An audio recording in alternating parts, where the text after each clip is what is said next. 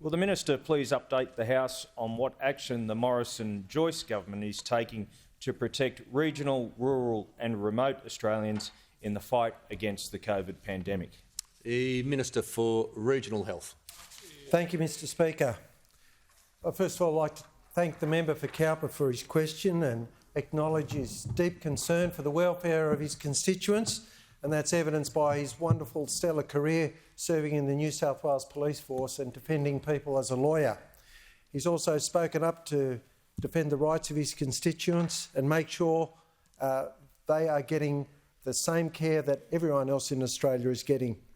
The Morrison Joyce government is delivering across our wide brown land, and I can tell the House that 3.7 million doses of vaccines have already been delivered to 2.5 million individuals in regional and rural Australia.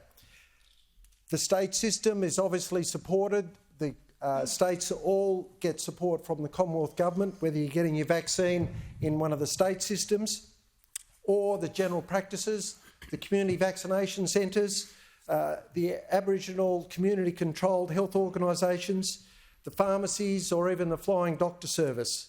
Now, the brunt of the delivery of the vaccine has been from the beginning through general practices. There's 1,500 in regional and rural Australia who are delivering vaccines and have been. More are coming on board as well. 73 of the community Commonwealth vaccination centres are indeed in regional Australia. There are 125 Aboriginal community-controlled health organisations that have delivered to 148,000 Indigenous and other people who attend their centres. We have also announced that in remote Australia and in Indigenous communities, Pfizer is available, including to 12 to 15-year-olds and those with chronic medical conditions. Many of my former medical colleagues in general practice who are bearing up well under this huge program are welcoming, and many of my constituents are too, the enrolment of pharmacies into delivering vaccines as well.